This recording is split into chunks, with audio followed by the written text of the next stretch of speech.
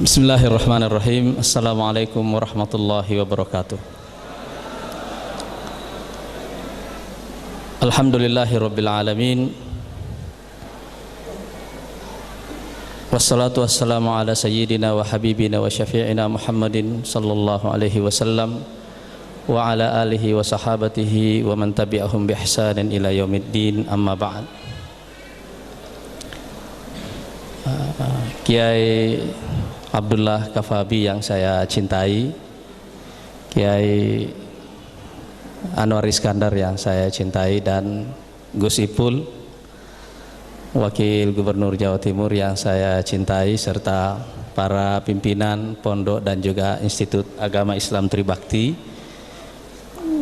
Saya bersyukur sekali bisa hadir ke pondok ini, karena ini adalah kunjungan saya yang pertama dan mudah-mudahan insya Allah akan dilanjutkan dengan kunjungan-kunjungan selanjutnya. Dulu waktu mahasiswa saya sering jalan-jalan ke sini Pak, tapi cuma lewat-lewat itu ya. Nah, baru kali ini benar-benar mampir. Saya menghadiri banyak dialog kebangsaan akhir-akhir ini di kampus gitu ya. Dan saya kira sekarang ini di pesantren juga mulai banyak muncul dialog-dialog kebangsaan. Sebagiannya karena kita semua memang merasakan bahwa sekarang ini memang ada semacam kevakuman narasi, ada kekosongan ide-ide tentang keindonesiaan. Padahal dulu negara ini lahir sebagai sebuah ide, karena Indonesia tadinya tidak ada, dia menjadi ada karena ada pergulatan pemikiran yang panjang. Tetapi sekarang ini, khususnya pada 15 tahun terakhir ini, di era reformasi, kita merasakan bahwa ada sebuah pencarian baru yang umum di tengah masyarakat. Ada satu kegelisahan intelektual bahwa kita ini membutuhkan ide-ide baru tentang the next Indonesia, tentang Indonesia masa depan. Dan saya kira kalau kita belajar dari sejarah kita dan juga sejarah agama-agama, kita akan menemukan satu fakta bahwa kekuatan agama yang membedakannya dengan ideologi-ideologi yang lain itu adalah karena agama, khususnya Islam, itu tidak pernah berhenti menguasai wacana pemikiran manusia. Dan Indonesia ini dulu lahir sebagai sebuah negara juga atas jasa para ulama-ulama kita yang telah membentuk narasi baru tentang Indonesia masa depan. Jadi kalau kemudian di kemudian hari Indonesia ini tidak dipimpin oleh para ulama, itu sebabnya salah satunya adalah karena seperti yang dikatakan tadi oleh Kiai Abdullah Kafabi tadi, bahwa memang para kiai itu setelah berjuang memperebutkan kemerdekaan, mereka kembali ke pondok semuanya gitu loh. Mereka tidak pergi ke pusat-pusat kekuasaan karena itu bukan kebutuhan mereka gitu loh. Nah, sekarang ini kita membutuhkan kehadiran para ulama-ulama, para santri kembali untuk mengisi wacana keindonesiaan, karena bangsa kita sekarang ini justru sangat membutuhkan narasi-narasi baru, ide-ide baru tentang masa depan Indonesia itu. Saya mencoba memikirkan masalah ini dalam waktu yang lama itu. Karena saya merasakan sekali setelah 15 tahun ada dalam politik sejak usia yang sangat muda bersama Gus Ipul ini Gus Ipul dulu Pak Kiai teman main bulu tangkis nih Pak. Jadi di eranya Gus Dur dulu, saya suka main bulu tangkis di Ansor nih, sampai jam 2 malam biasanya main bulu tangkisnya sama beliau ini. Jadi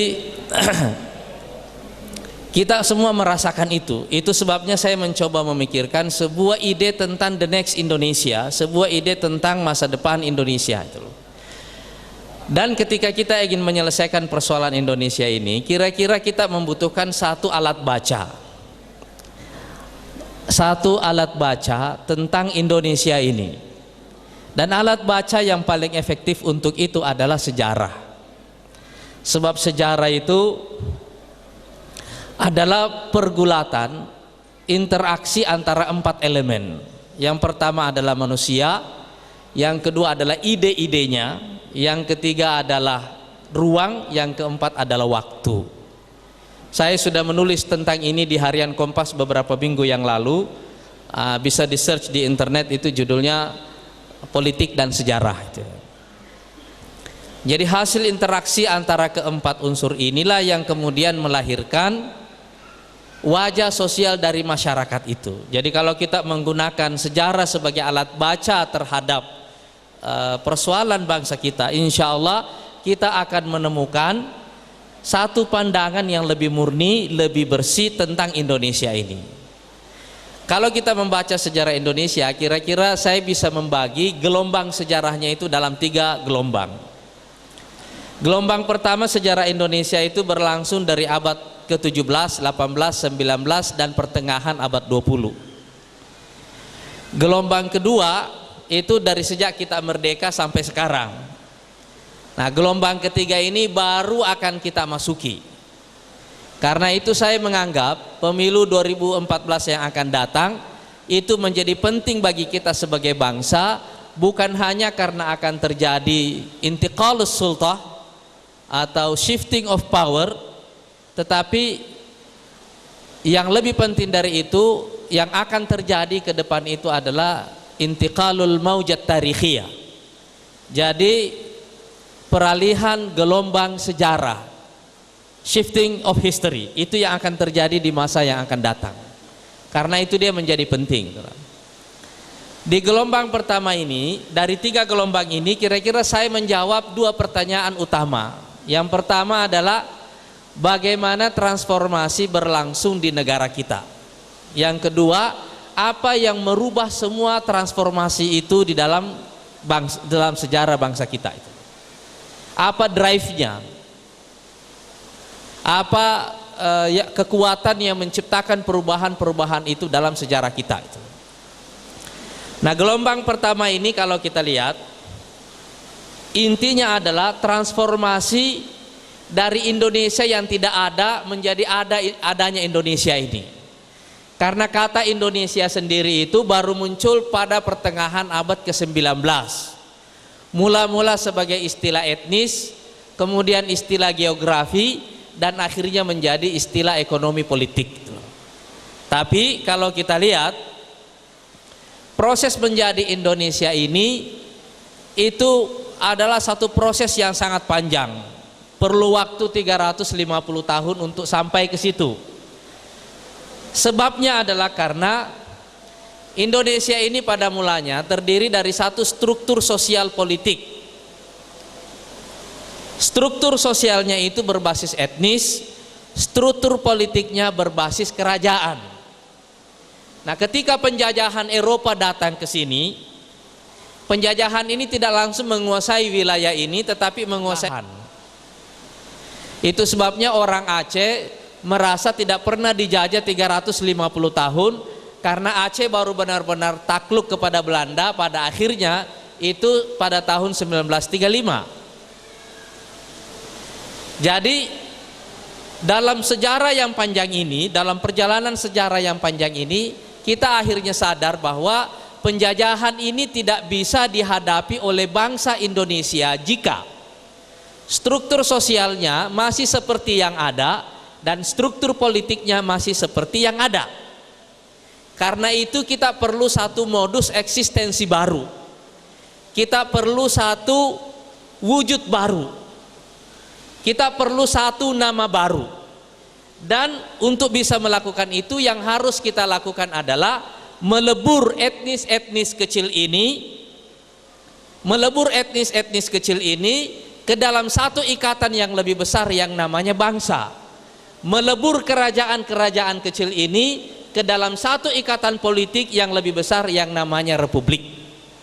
Jadi transformasi penting pada gelombang pertama ini itu adalah transformasi dari etnis menjadi bangsa, transformasi dari kerajaan menjadi republik. Nah, apa yang membuat itu semuanya mungkin adalah karena pada waktu proses ini terjadi, kerajaan-kerajaan yang ada di Indonesia ini adalah kerajaan Islam. Dan Islam sudah menjadi agama mayoritas di Indonesia.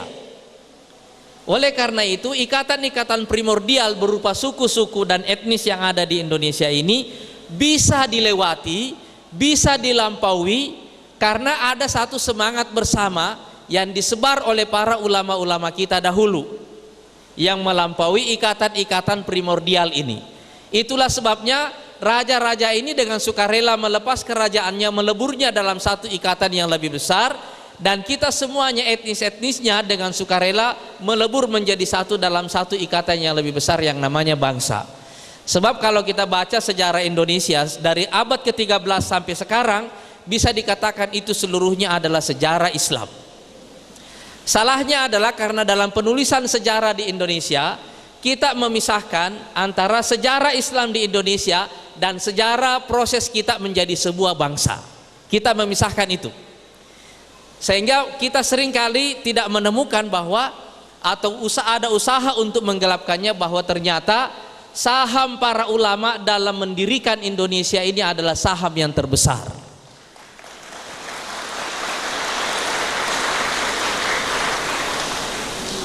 Nah, itulah proses menjadi Indonesia. Dan kalau kita lihat, kalau kita bedah dalam Indonesia pada waktu-waktu itu, kira-kira kita bisa mengatakan begini. Karena kita berjalan dari etnis-etnis kecil masuk ke dalam satu ikatan bangsa yang lebih besar, maka ada transformasi dalam cara kita berpikir, juga ada transformasi dalam budaya dan karakter kita.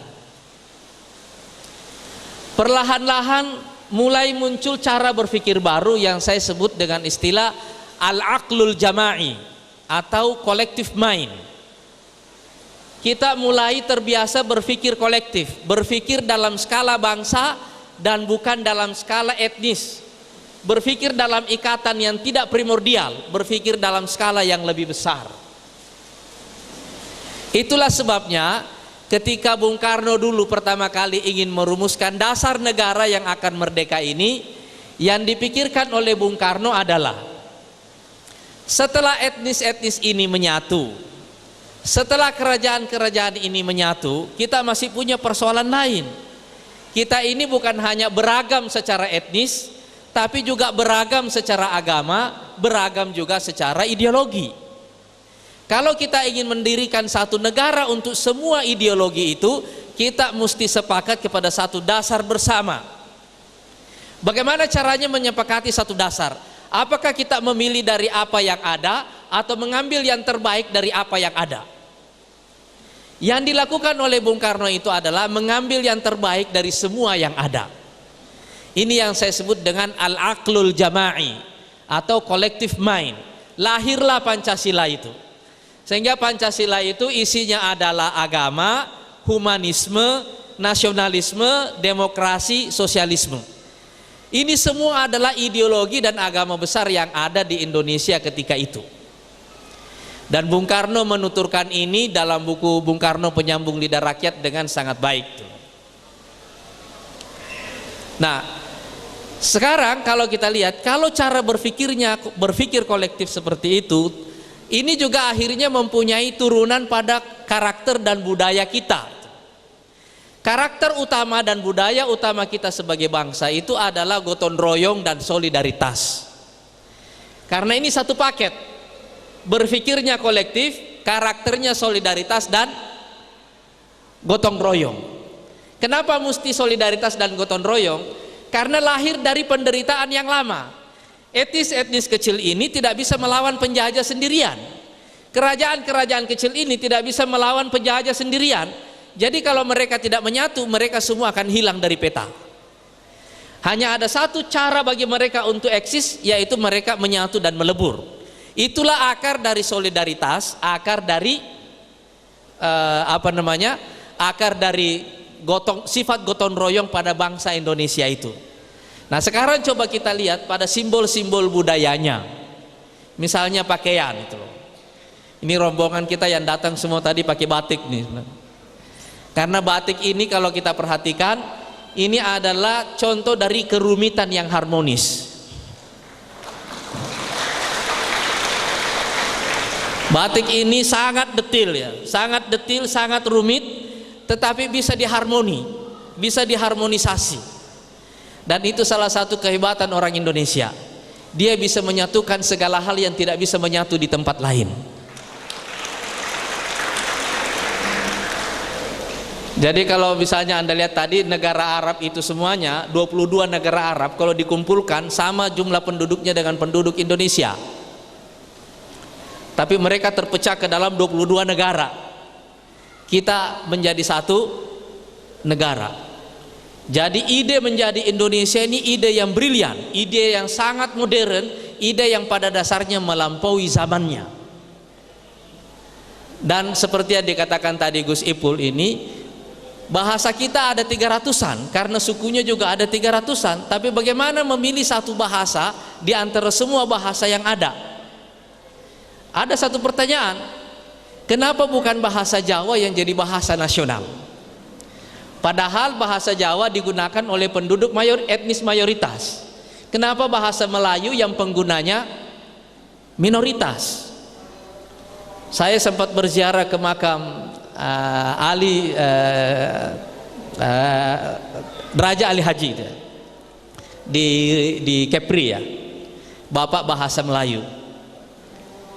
Ini kenapa bahasa Melayu yang jadi bahasa nasional?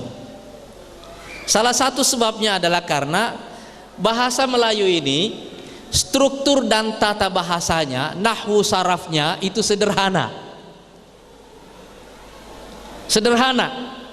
Contohnya misalnya, tidak ada konsep waktu dalam bahasa Melayu.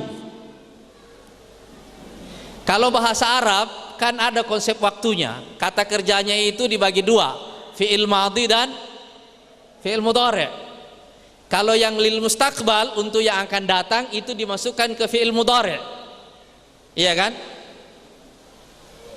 Tapi kalau kita belajar bahasa Inggris, tensisnya ada 16, jauh lebih rumit.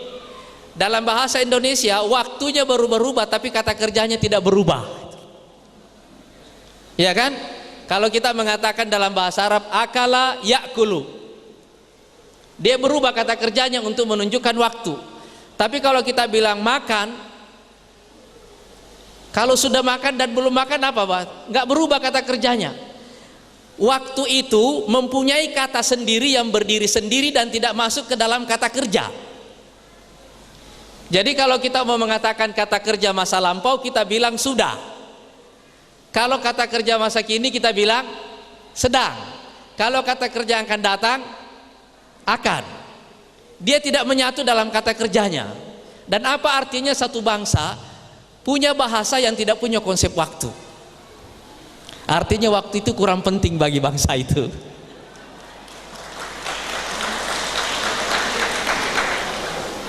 Dan mengapa konsep waktu begitu detil sekali dalam bahasa Inggris? Iya kan? Walaupun pada dasarnya yang mungkin digunakan konsepnya cuma sekitar 4-an dari 16 itu yang paling sering digunakan, tapi mereka menunjukkan detil.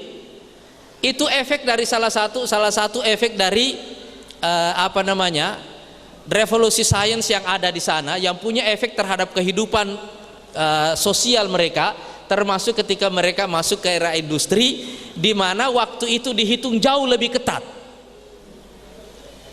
Karena satuan-satuan waktu yang mereka pakai itu menjadi lebih kecil. Jadi Anda bisa melihat salah satu dari ciri peradaban itu adalah konsep mereka tentang waktu. Lihat percakapan sehari-harinya. Kalau mereka menggunakan satuan waktu yang lebih kecil dalam percakapan sehari-hari, artinya itu masyarakat yang produktif. Jadi misalnya kita mau janji ketemu, nanti kita ketemu jam 5.15. Dia mendefinisikan unit waktu terkecil. Tapi kalau kita mau ketemu ya nanti kira-kira kita ketemu jam 5 jam 4 lah gitu kan. Iya kan? Kita lebih longgar. Satuan waktu yang kita pakai lebih besar. Kadang-kadang kita bilang minggu-minggu depan lah. Iya kan?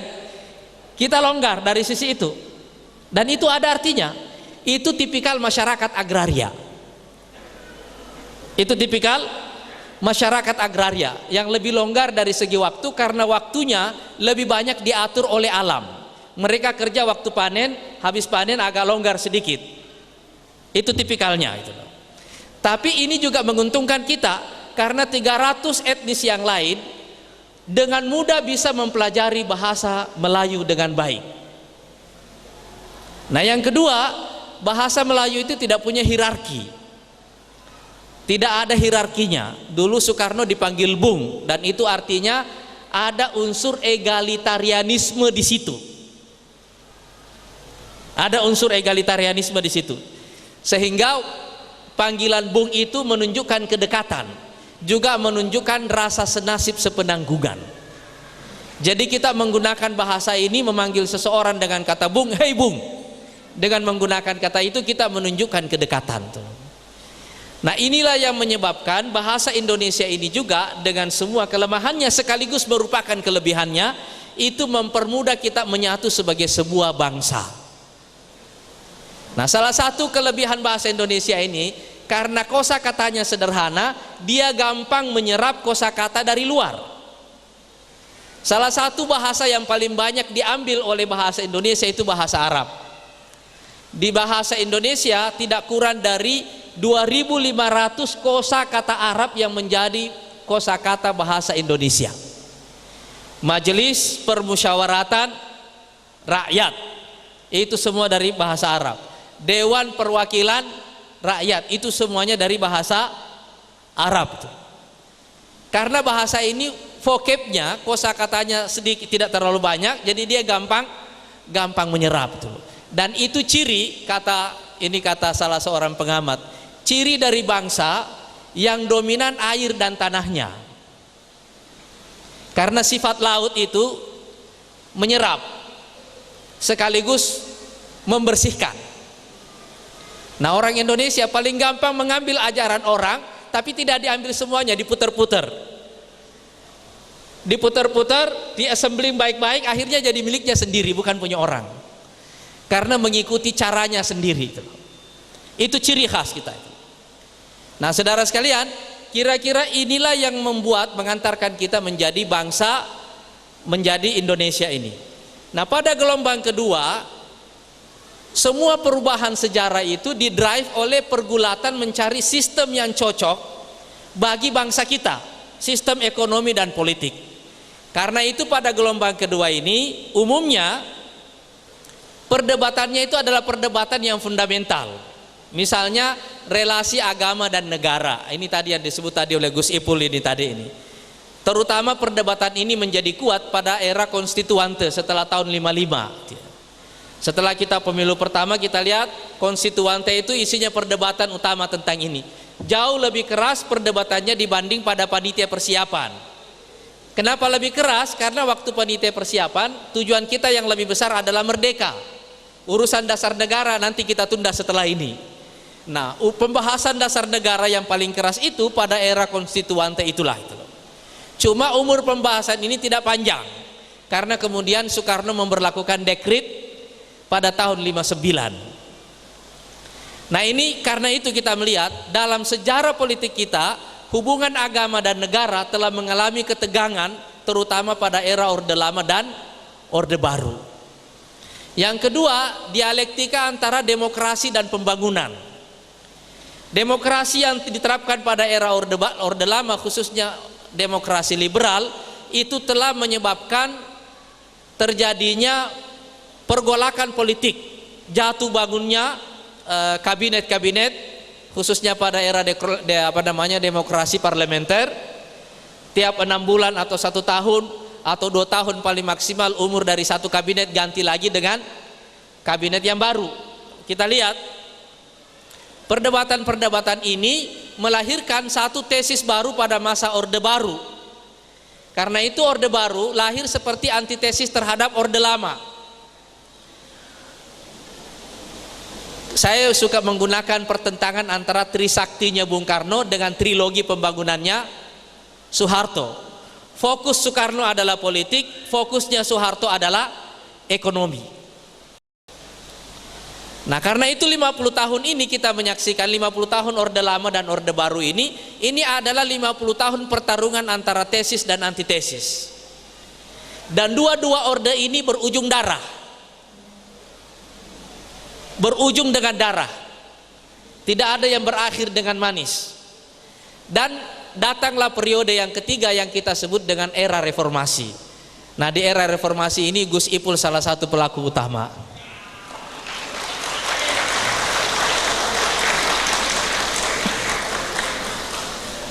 Dan alhamdulillah kita juga bersyukur bahwa kemudian presiden era reformasi itu adalah Gus Dur.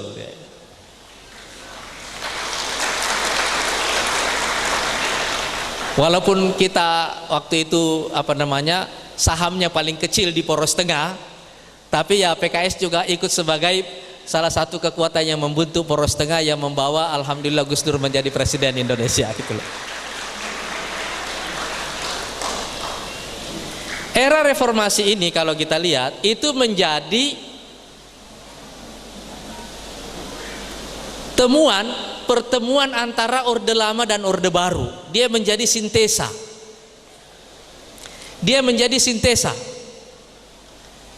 Karena apa yang kemudian diperdebatkan pada dua era ini, pada dua orde ini, itu menjadi kesimpulan pada era reformasi. Misalnya begini. Perdebatan tentang relasi agama dan negara. Di era reformasi, semua ormas, organisasi politik dikasih kebebasan untuk menentukan asasnya selain Pancasila. Artinya apa? Ini artinya kita ini sudah sampai pada satu kesadaran bersama bahwa Pancasila ini adalah panggung bersama untuk identitas yang berbeda-beda.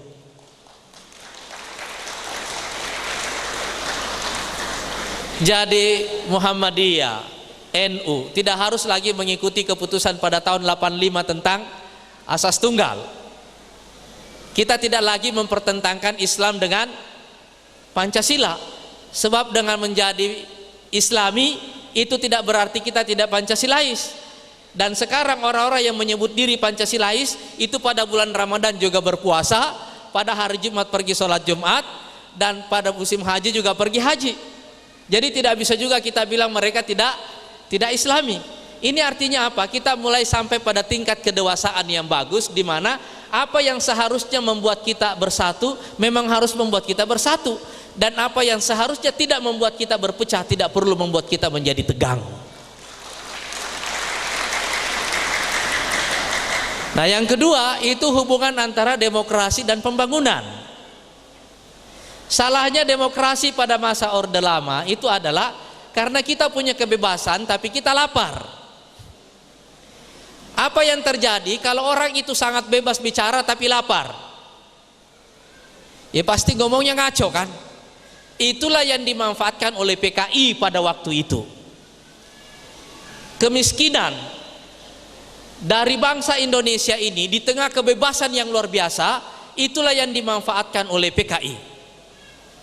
Yang berujung dengan darah pada tahun 65. Dan saya kira kita perlu memberikan apresiasi kepada pesantren ini, karena pada tahun 65 ini dan seterusnya pesantren Lirboyo ini punya jasa yang sangat besar.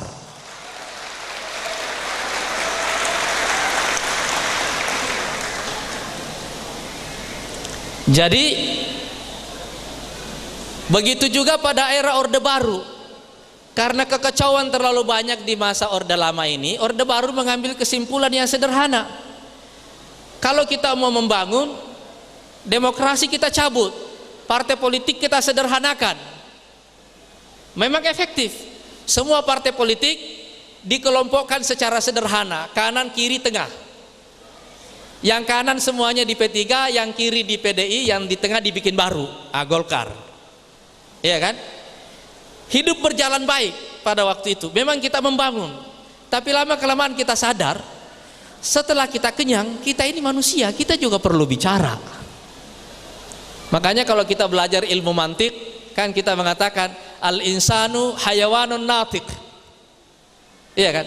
Manusia itu adalah hewan yang bisa bicara, hewan yang berbicara. Kita ini tidak perlu kenyang, harus kenyang. Tapi kalau kita sudah kenyang tidak boleh bicara, itu manusia jadi seperti burung dalam sangkar. Dikasih makan tiap hari tapi tidak boleh menggunakan sayapnya untuk terbang. Boleh berkicau tapi diajar cara berkicaunya. Kita juga tidak puas dengan keadaan itu. Lama-kelamaan muncullah generasi baru dari era Orde Baru ini. Orang-orang yang terpelajar dan juga kelas menengah, makannya cukup, terpelajar, tapi tuntutannya adalah kebebasan. Dia tidak lagi cari makan, dia menuntut sesuatu yang lain, yaitu kebebasan. Itulah yang melahirkan reformasi. Nah, di sini ada salah satu tokoh jalanannya pada waktu itu nih, Fahri Hamzah ini dulu. Tokoh jalanan yang memimpin reformasi, para pencari kebebasan. Nah, ini yang disebut tadi oleh Gus Ipul tadi nih, riwayat dari Pak Dekarwo gitu ya. Di sebelah sini ada yang merdeka atau mati, kalau yang di sini orang yang merdeka sekali. Nah, ini pimpinannya beliau ini dulu nih. Nah, jadi tapi apa yang kita pikir bahwa nanti demokrasi ini kalau kebablasan Indonesia akan pecah. Ternyata tidak juga. Ternyata tidak juga itu. Indonesia masih tetap utuh seperti dulu. Bahkan menurut saya sekarang ini jauh lebih solid daripada sebelumnya. Karena ada satu hal yang tidak diselesaikan pada masa Orde Lama dan Orde Baru, yaitu hubungan antara pusat dan daerah. Sekarang kita memberikan otonomi kepada daerah. Itu artinya apa? Kita membagi kekuasaan politik secara lebih adil. Tapi yang lebih penting dari itu adalah ada undang-undang pembagian keuangan pusat dan daerah. Sekarang ini total transfer daerah dari pusat ke daerah itu adalah 35% dari APBN. Nah, ini yang membuat Gus Ipul bisa membangun Jawa Timur dengan baik. 35%. Tadinya kita berpikir kalau kita bikin pilkada langsung, para bupati-bupati dan gubernur-gubernur itu akan menjadi raja-raja baru. Kenyataannya tidak. Sebab sekarang ini gubernur yang ditangkap karena kasus korupsi itu kalau nggak salah sudah ada 16 jumlahnya. Iya kan? Tidak ada raja-raja baru. Yang terjadi justru kebalikannya. Karena mereka ini dipilih secara langsung, mereka semuanya datang dengan janji. Janjinya muluk-muluk. Walaupun dia tahu dia tidak bisa memenuhi semuanya, tapi karena dia sudah kasih janji, nanti setelah dia menang, dia berkuasa, dia terpaksa harus memenuhi janjinya. Dan apa yang paling gampang dijanjikan? Satu, kesehatan gratis. Yang kedua, sekolah gratis. Itu yang paling gampang dijanjikan. Karena semua bupati menjanjikan sekolah gratis, kesehatan gratis, tanpa sadar sekarang ini sebagian besar orang di Indonesia mulai masuk ke jenjang pendidikan bukan lagi SMP tapi sudah SMA. Artinya apa? Ada akselerasi pembangunan pendidikan di Indonesia yang kita tidak sadari dengan baik. Begitu juga kita melihat sumber utama yang membuat sekarang ini ekonomi Indonesia tetap bertumbuh ketika negara lain mengalami krisis ekonomi. Salah satu sebabnya adalah belanja domestik. Dan salah satu sebab belanja domestik ini sebenarnya adalah transfer daerah ini. Sehingga handphone yang dipakai orang di Kediri sama canggihnya dengan handphone yang dipakai orang di Jakarta. Karena purchasing power masyarakat, daya beli masyarakat itu meningkat karena ada belanja yang ditransfer ke daerah dalam jumlah yang sangat besar. Itulah sebabnya saya menganggap pada era reformasi ini kita sudah menemukan keseimbangan baru, sehingga proses pencarian sistem ini relatif kita anggap selesai. Nah, sekarang kita akan memasuki gelombang yang ketiga. Gelombang ketiga ini terutama cirinya adalah 5. Yang pertama adalah populasi Indonesia didominasi oleh orang-orang muda. Yang kedua, mereka ini berpendidikan baik. Yang ketiga, mereka berpenghasilan baik. Yang keempat, mereka terkoneksi dengan baik. Indonesia adalah satu negara dengan pengguna internet terbesar di dunia. Dan yang kelima, mereka adalah warga negara demokrasi, warga asli demokrasi. Mereka adalah native democracy. Mereka ini merasakan demokrasi sebagai sebagai budaya utama, khususnya anak-anak Indonesia yang lahir tahun 90-an ke atas. Di kepalanya itu tidak ada Uni Soviet. Uni Soviet sudah runtuh, tidak ada perang dingin, tembok Berlin sudah runtuh. Di kepalanya itu waktu dia masuk SD, reformasi datang, Soeharto turun, dan setiap hari dia menyaksikan orang-orang demonstrasi di jalanan, orang-orang kampanye memperebutkan jabatan gubernur, jabatan bupati, jabatan wali kota, termasuk diantaranya memperebutkan jabatan presiden mahasiswa. Iya kan? Anda juga di sini ada pemilihan presiden mahasiswa kan? Tidak ada jabatan yang ditunjuk oleh rektor, bahkan sekarang juga jabatan rektor pun juga diperebutkan. Jadi kita lihat anak-anak yang tumbuh dalam tradisi ini itu adalah anak-anak yang tumbuh dalam tradisi demokrasi. Tapi kenapa kita punya masalah sekarang? Karena kita berpindah ke sistem demokrasi, tapi budaya kita tidak pindah. Budaya demokrasi itu budaya egaliter. Sebenarnya kalau kita lihat ya, budaya pesantren itu adalah budaya yang paling egaliter, itu budaya demokrasi.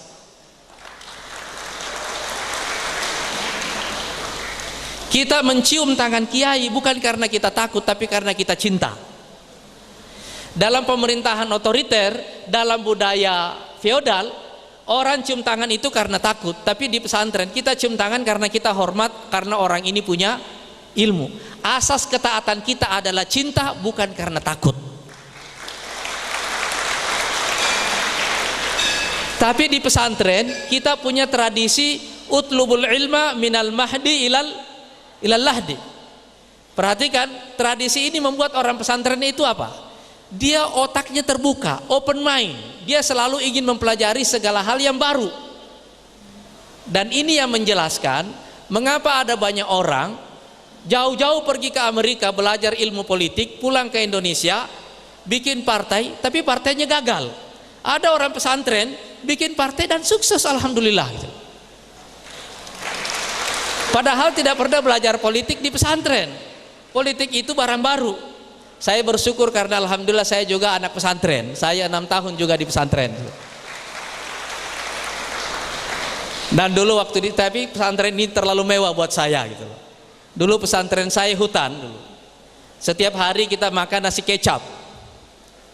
Dan guru saya dulu menghibur kita dengan cara begini. Tiap hari kalau ada anak-anak yang menangis waktu makan nasi kecap, itu gurunya datang menghibur. Tenang, nasi kecap ini nanti yang akan membuat kamu jadi orang besar.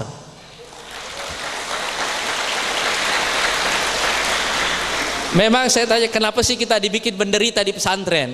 Penderitaan di pesantren itu adalah penderitaan yang direncanakan. Kenapa? Memang kita dilatih hidup susah. Karena para pemimpin itu punya satu sifat utama, mereka adalah pemikul beban. Jadi dia harus terbiasa dari awal memikul beban berat dengan sumber daya paling minimal. Makanya Rasulullah mengatakan tentang pemimpin itu, an-nasu ka'ibili mi'ah, la takadu tajidu minhum rahilah. Manusia itu seperti 100 ekor unta, hampir-hampir kamu tidak temukan di antara mereka satu ekor yang bisa memikul beban dalam waktu yang lama. Itu sebabnya saya percaya bahwa orang yang hidup dengan tradisi pesantren adalah orang yang paling layak memimpin Indonesia di masa yang akan datang. Saya menonton film Sang Kiai dan mengerti bahwa ternyata beban berat dalam perjuangan kemerdekaan ini dipikul oleh para santri. Sayangnya santri-santri kita ini santri-santri yang zuhud itu loh. Begitu penjajah pergi, dia pulang ke pondok gitu loh. Dia tidak pergi ke kantor-kantor gubernur, dia tidak pergi ke kabinet, dia tidak pergi ke jadi presiden, dia tidak ke istana. Dia pulang ke pondok. Coba setelah mereka membebaskan Indonesia ini mereka pergi ke istana, saya kira Indonesia juga akan lain wajahnya sampai sekarang gitu loh. Nah, Saudara-saudara sekalian, jadi dengan tradisi ini yang membuat Indonesia sekarang ini adalah mengalami benturan, itu karena sistemnya berpindah ke demokrasi tapi budayanya belum terlalu demokrasi. Pertentangan antara sistem dan budaya inilah masalahnya. Dan karena itu Indonesia ke depan itu akan maju insya Allah jika dia dipimpin oleh orang-orang yang egaliter. Karena negara sekarang ini tidak punya otoritas yang besar. Jadi misalnya saya kira Gus Ipul merasakan benar hal ini. Kalau pemerintah mau membangun jalan kereta api atau jalur tol Trans Sumatera melewati 10 provinsi, di setiap provinsi melewati 3 kabupaten. Pertanyaannya adalah bagaimana membebaskan lahan. Melewati 30 bupati dan 10 gubernur. Karena melewati di semuanya itu tidak gampang. Itu sebabnya tidak ada proyek infrastruktur raksasa yang bisa selesai. Jadi presiden ini tidak bisa dengan sendirinya kasih perintah. Kenapa? Karena bagaimana kalau presidennya biru, gubernurnya kuning, wali kotanya atau bupatinya merah? Kalau Pak Dekarwo hari ini dipanggil ke istana, ini agak gampang itu, karena biru sama biru gitu kan.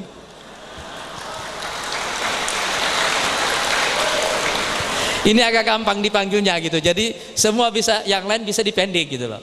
Ini gampang. Tapi kalau sudah campur-campur, ini sudah beda gitu. Ini sudah beda.